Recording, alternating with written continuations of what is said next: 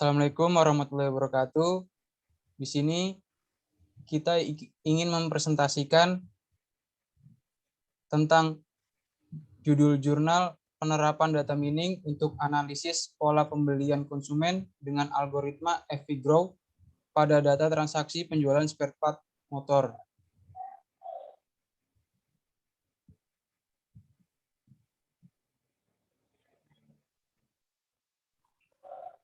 Berikut adalah nama-nama kelompok, yaitu saya sendiri Faujal Fajar, lalu ada Vila Akbar, dan Aji Maulana Ihsan.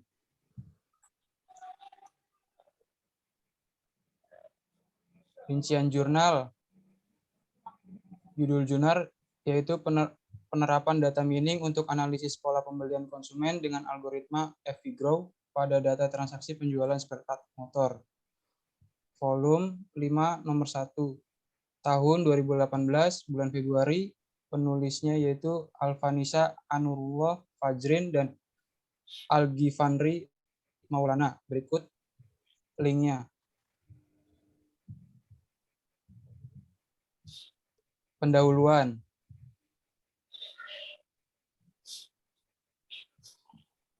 Di sini ada latar belakang. Pada jurnal yang kami gunakan ini menerapkan data mining dengan algoritma FVGrow dalam aplikasi yang dibuat untuk mengetahui pola pembelian konsumen pada tiap-tiap cabang yang berbeda dengan karakteristik yang berbeda.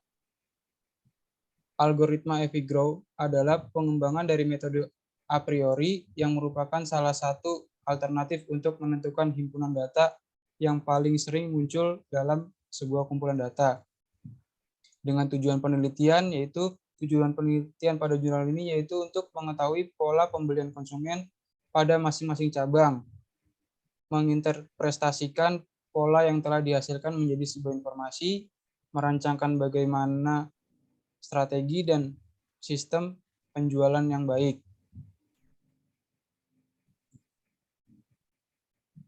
Selanjutnya, metodologi penelitian akan dibacakan oleh teman saya, Aji Maulana Ihsan.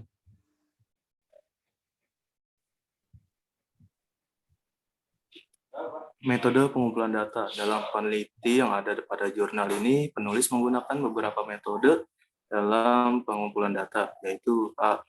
Penelitian laporan, penelitian yang dilakukan langsung ke Mendishopping untuk memperoleh data primer. Adapun teknik pengumpulan data yang digunakan adalah satu observasi, yaitu mengumpulkan data dengan melakukan pengamatan langsung dan pencatatan secara sistematis dengan tujuan agar memperoleh data yang objektif. Yang kedua ada interview, yaitu metode pengumpulan data dengan melakukan sesi tanya jawab secara langsung dengan pihak-pihak yang bersangkutan dalam bidang yang diteliti untuk mempermudah informasi yang dibutuhkan.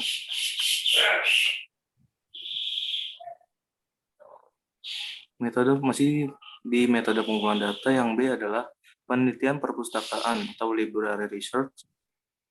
Peneliti melakukan penelitian dengan melakukan tinjauan ke pustaka guna mempelajari beberapa buku yang berhubungan dengan penelitian ini. Adapun beberapa buku tersebut diantaranya adalah buku-buku yang berhubungan dengan data mining dan algoritma FVGrow, buku-buku mengenai data transaksi penjualan, dan juga buku-buku lainnya yang dirasa perlu dalam penunjang penelitian ini. Lalu yang C ada penelitian laboratorium atau laboratory research, merupakan tahap penelitian yang dilakukan dengan cara research labor komputer guna mempraktikkan langsung hasil dari analisa yang bertujuan untuk menguji kebenaran sistem yang dirancang. Teori-teori yang menjadi landasan dalam jurnal ini antara lain teori KDD, data mining, association rule, dan algoritma FVGrow.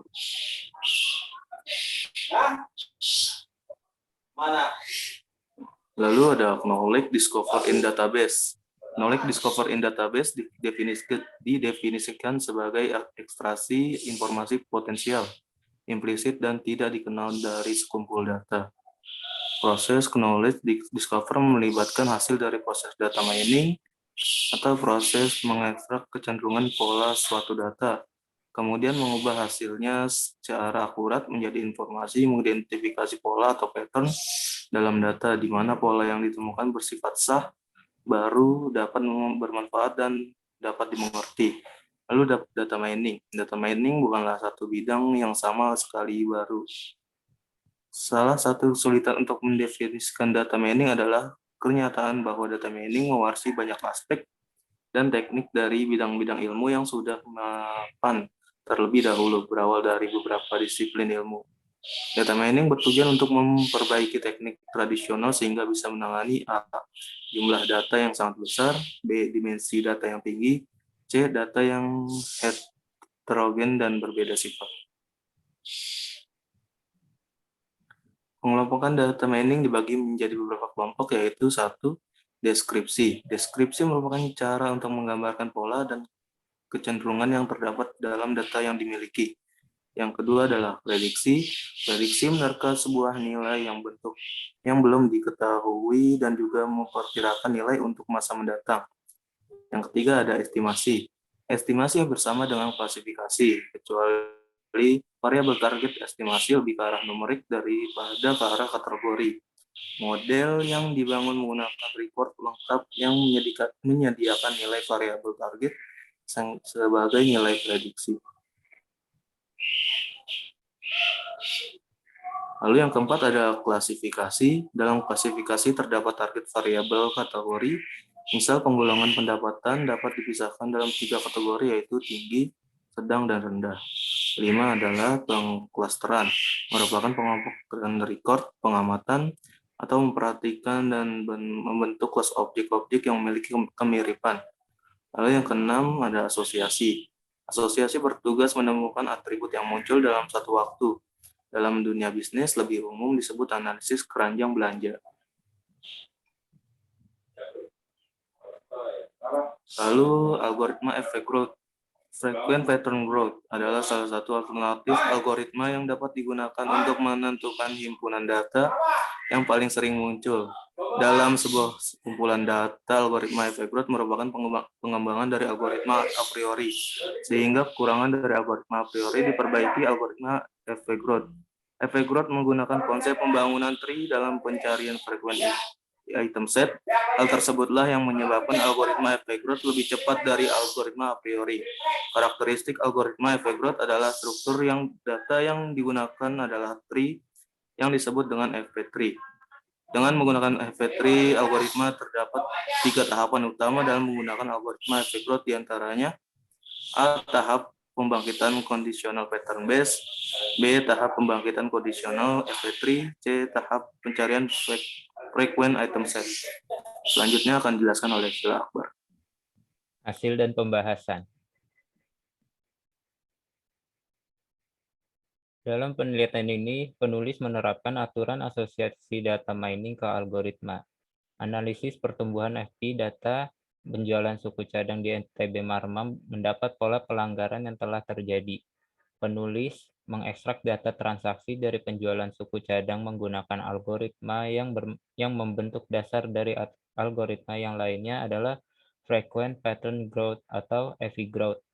Dalam menerapkan algoritma FP Growth, penulis terlebih dahulu mencari frequent item set dengan cara membuat FP3. Setelah terbentuk menjadi FP3, penulis selanjutnya menentukan 3 tahapan, yaitu conditional pattern base atau conditional pattern base merupakan subdatabase yang berisi prefix path atau lintasan awal dan suffix pattern atau pola akhiran, conditional FP3, dan frequent item set. Pembangkitan conditional pattern base didapatkan melalui FP3 yang telah dibangun sebelum sehingga dapat menghasilkan conditional pattern tree. Cara mencari tahapan yang kedua yaitu conditional pattern tree, yaitu dengan cara menjumlahkan support count yang ada dan support count yang lebih besar.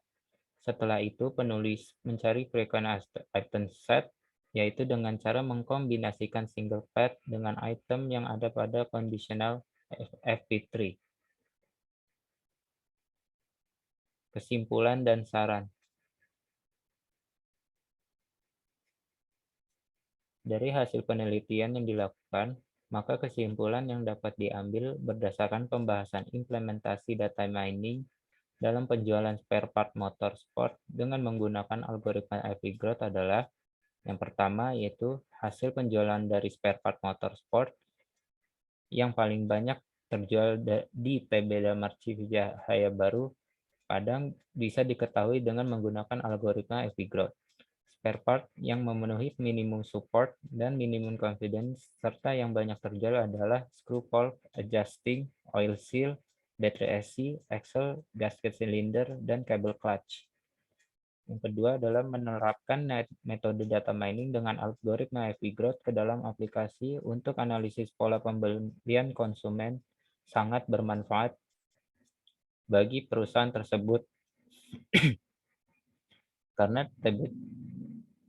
TB Damar akan mengetahui spare part mana yang banyak dibeli dan membantu dalam pemesanan spare part pada kantor pusat.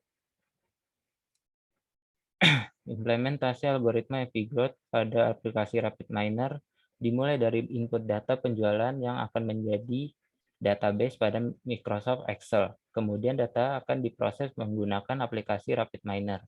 Lalu pembentukan support dan confidence, dan terakhir akan menghasilkan strong rule. Dari hasil penelitian ini, penulis dapat memberikan beberapa saran yang dapat diperhatikan untuk penelitian dalam pengembangan selanjutnya, yaitu yang pertama adalah dalam implementasi data ini, jika semakin besar data yang diambil, maka akan mendapatkan hasil yang lebih akurat dan lebih besar juga. Jika dilakukan pengembangan terhadap penelitian ini, sebaiknya dilakukan penambahan sampel juga. Yang kedua adalah salah satu teknik yang digunakan dalam penelitian ini yaitu Rapid Miner.